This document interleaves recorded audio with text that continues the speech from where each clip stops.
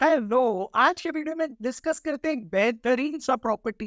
But ये property को discuss करने से पहले उससे पहले छोटा सा कॉन्सेप्ट है जो आपको पता है और हम वो डिस्कस कर लेंगे। और उसे कहते हैं इंटरसेप्ट। ये तो आपको पता ही होगा, सुना भी है, राइट? इंटरसेप्ट क्या है? इसके लिए हमें ट्रांसवर्सल की जरूरत होती है दो लाइन्स के लिए। तो चलिए पहले वो समझ लेते हैं। तो हमने एक लाइन ड्रॉ किया है, लाइन एल, और एक दूसरा लाइन है लाइन एम। अब इन दोनों लाइंस को इंटरसेक्ट करते हुए एक लाइन है, देखिए ये है लाइन एक्स। अब आप इस फिगर में देखोगे कि लाइन एक्स जो है लाइन एन और लाइन एम को इंटरसेक्ट कर रहा है, और वो इंटरसेक्ट कर रहा है दो अलग अलग पॉइंट्स पे, मतलब एट टू डिस्टिंक्ट पॉइंट्स। इसलिए हम इस लाइन को कहते हैं ट्रांसवर्सल। सो लाइन एक्स ये ट्रांसवर्सल है किसकी? लाइन एल और लाइन एम के लिए। अब ये जो ट्रांसवर्सल है, ये लाइन एल और लाइन एम को दो अलग अलग पॉइंट्स पे, जैसे हमने कहा, दो डिस्टिंक्ट पॉइंट पे इंटरसेक्ट कर रहा है, at point P and point Q. इन दोनों पॉइंट्स को जब हम जोड़ते हैं तो हमें क्या मिलता है? हमें एक सेगमेंट मिलता है, और इस सेगमेंट को हम कहते हैं इंटरसेप्ट। दैट मीन्स हम बोलेंगे कि P Q is the intercept formed on line X, on transversal X. किसने फॉर्म किया? Line L and line M. That means हम अगर ज्योमेट्री की भाषा में, मैथमेटिक्स की भाषा में बोले तो हम ऐसा लिखेंगे कि इस फिगर में पी क्यू जो है वो क्या है? इंटरसेप्ट है। कहाँ पे फॉर्म हुआ है? ट्रांसवर्सल। किसने फॉर्म किया है? Line L and line M. तो इस स्टेटमेंट को समझिए, तो आपको ऐसे स्टेटमेंट देखोगे तो आपको ये जो भाषा है, ये जो स्टेटमेंट है, जिस तरीके से यूज किया है, मैथमेटिकल लैंग्वेज, ज्योमेट्रिकल लैंग्वेज जो यूज किया, वो समझ आ जाएगा। तो क्या लिखा है? PQ is the intercept formed on transversal X by lines L and M। तो हम ट्रांसवर्सल तो समझ गए, इंटरसेप्ट भी समझ गए। इंटरसेप्ट क्या है? वो एक सेगमेंट है जो किस पे फॉर्म होता है? ट्रांसवर्सल पे।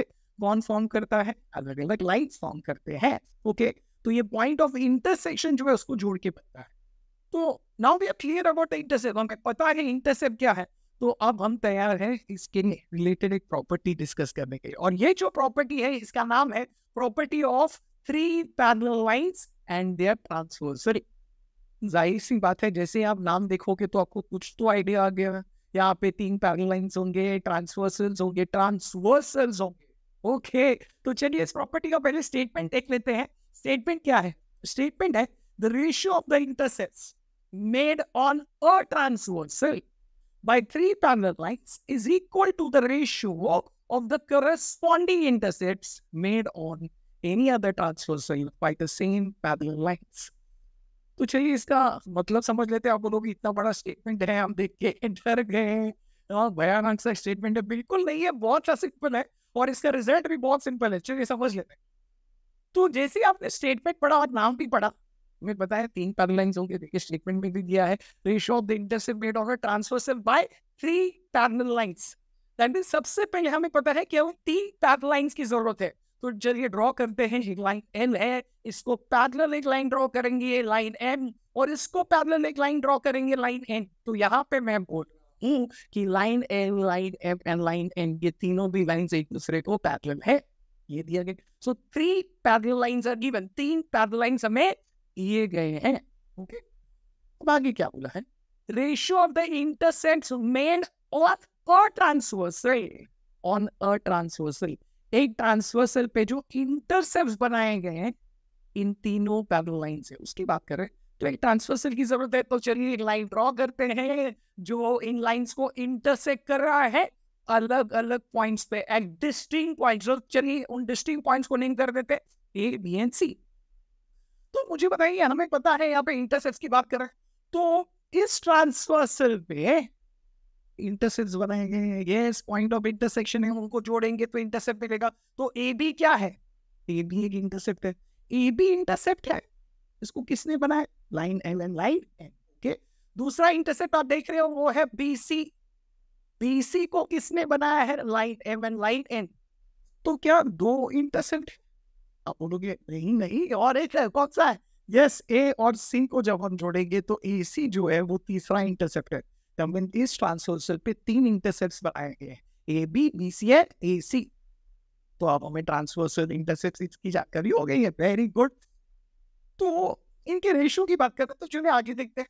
Ratio of the intercepts made on a transversal by three parallel lines is equal to the ratio of the corresponding intercepts made on any other transversal. Any other transversal. That means हमें पता है इस statement को पूरी तरह से समझने के लिए हमें और एक ट्रांसवर्सल की जरूरत होगी.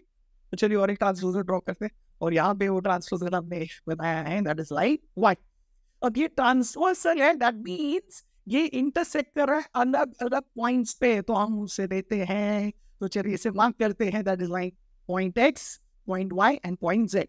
ओके, अब मुझे बताइए यहाँ पे इंटरसेप्ट कौन से हैं? आप बोलोगे एक्स वाई है, वाई जेड है और एक्स जेड है.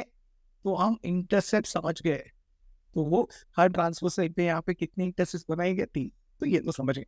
हाँ, प्रॉपर्टी कहती क्या है कि 3 पैरेलल लाइंस है और 2 ट्रांसवर्सल है. तो रिजल्ट हम पे कुछ, वो रिजल्ट क्या है? तो चलिए उसी को देख लेते हैं. The ratio of the intercepts made on a transversal by 3 parallel lines. मतलब ये कह रहे हैं कि ये तीनों पैरेलल लाइंस ने एक ट्रांसवर्सल पे जो इंटरसेप्ट्स बनाए हैं उनका रेशियो लेते हैं. ओके, तो अगर हम यहाँ पे ले ट्रांसवर्सल एक्स पे, तो एक इंटरसेप्ट है ए बी, दूसरा है बी सी, तो इसका रेशियो क्या होगा? अब बोलोगे हम लेंगे A B upon B C. Very good, तो लिखते हैं A B upon B C. उन्होंने कहा है इज इक्वल टू, ये जो रेशियो है ये इक्वल है. किसे इक्वल है? Equal to the ratio of the corresponding intercepts made on any other transversal by the same 3 parallel lines. मतलब अब समझ गए होंगे, that means ये जो रेशियो है intercepts का, ये इक्वल है. किसे इक्वल है? रेशियो को. Ratio is equal to ratio. कौन सा ratio? Ratio of the intercepts. But कोई भी इंटरसेप्ट नहीं, corresponding intercepts made on any other transversal by the same 3 parallel lines. तो इन तीनों पैरेलल लाइंस ने दूसरे ट्रांसवर्सल पे जो इंटरसेप्ट्स बनाए हैं उसके रेशियो को इक्वल, बट कोई भी नहीं करस्पॉन्डिंग. अब करस्पॉन्डिंग कैसे समझोगे? आपको पता है मैचिंग. अब ए बी जो है ये इंटरसेप्ट किसने बनाई है? लाइन एल एन लाइन है. तो इसका करस्पॉन्डिंग इंटरसेप्ट ट्रांसवर्सल वाई पे क्या होगा? वेरी गुड, क्या होगा? X Y. तो अगर हमने यहाँ पे ratio A B upon B C का लिया है तो यहाँ पे क्या होगा? X Y upon Y Z. और ये दोनों रेशियोज एक दूसरे को इक्वल है. ये कहा गया है इस प्रॉपर्टी के द्वारा. दैट मींस हम ये समझ गए कि ये प्रॉपर्टी क्या कहती है. ये प्रॉपर्टी यही कहती है कि जब 3 पैरेलल लाइंस है और उसके 2 ट्रांसवर्सल होंगे तो उन ट्रांसवर्सल पे जो बनाया गया इंटरसेप्ट्स है उनका रेशियो जो है वो इक्वल होगा. बट याद रखना, करस्पॉन्डिंग इंटरसेप्ट्स का रेशियो. और मेरा पूछना आपको ये है, क्या ये एक ही रेशियोज है या एक ही रिजल्ट पॉसिबल है? 2 रेशियोज इक्वल और पॉसिबल हो सकता है. हमने A B upon B C लिया. अब बोलोगे दूसरा भी तो पॉसिबल है. अगर हम ए बी अपॉन ए सी में, बिकॉज ए बी तो इंटरसेप्ट है, ए बी और ए सी, तो उनका भी तो रेशियो मिल सकता है. Ratio of the intercept from the transversal is equal to the ratio of the intercept made on the other one but corresponding. तो ए बी का करस्पॉन्डिंग क्या होगा? X Y. और ए सी का क्या होगा? X Z. दैट मींस कौन से 2 रेशियोज इक्वल होंगे? हमें पता चल गया, that is A B upon A C is equal to X Y upon X Z. Very good. मेरा पूछना आपको ये है, जो आप सोच सकते हैं हमें 2 रिजल्ट्स मिले हैं, क्या और एक मिल सकता है? आप बोलोगे हाँ और एक कॉम्बिनेशन पॉसिबल है. हम ले सकते हैं B C upon A C. तो अगर हम बी सी अपॉन ए सी ले लें तो क्या होगा? वो होगा Y Z upon X Z. That means ये दोनों रेशियोज भी एक दूसरे को इक्वल होंगे. तो क्या आपको ये प्रॉपर्टी अब समझ आ गई? दैट मींस ये समझिए कि ये प्रॉपर्टी हम यूज कब करें. सो अगर कोई सब में हमें 3 पैरेलल लाइंस दिखते हैं और उसके लिए 2 ट्रांसवर्सल दिखते हैं तो हम याद आ गया, हाँ हम ये प्रॉपर्टी यूज कर सकते हैं. और इस प्रॉपर्टी के द्वारा हम इन रेशियोज, इंटरसेप्ट्स के जो रेशियोज है उनको इक्वल लिख सकते हैं. बट याद रखना, करस्पॉन्डिंग इंटरसेप्ट्स का रेशियो, ये बहुत इंपॉर्टेंट. तो चलिए ये तो आप समझ ही गए और बोले बहुत इजी है, बहुत इजी है. तो इस पे साउंड कैसे आएंगे? आपको 3 पैरेलल लाइंस ये होंगे, 2 ट्रांसवर्सल होंगे, कुछ इंटरसेप्ट्स देंगे और एक इंटरसेप्ट वहां से गायब होगा जिसका लेंथ हमें करना हो. आप बोलोगे बहुत ही सिंपल है ना? बट प्रॉपर्टी सिर्फ देखना नहीं है, रिजल्ट देखना नहीं, वो कैसे आया वो समझिए और कहाँ पे अप्लाई करना है, कैसे अप्लाई। सो जब भी आप इसे अप्लाई करोगे प्रेजेंटेशन में क्या लिखोगे, पहले 3 पैरालाइंस देखोगे, तो लिखेंगे line L parallel to line N parallel to line N. उसके बाद ट्रांसवर्सल के नाम लिखोगे, on transversals X and Y. So, 3 parallel lines transversal और उसके बाद रेशियोज इक्वल लिखिए। बट जब आप रेशियोज इक्वल लिखोगे तो आप ब्रैकेट में रीजन क्या लिखोगे, वो रीजन लिखोगे property of 3 parallel lines and their transversal. So property समझ आ गया, अच्छा भी लगा है, पसंद भी आया तो वीडियो को लाइक कीजिए। अब आपको हम जो डिस्कस कर रहे हैं वो कॉन्सेप्ट समझ आ रहा है, उसका एप्लीकेशन समझ आ रहा है, उसका प्रेजेंटेशन समझ आ रहा है और आपको इसका फायदा भी होता हो।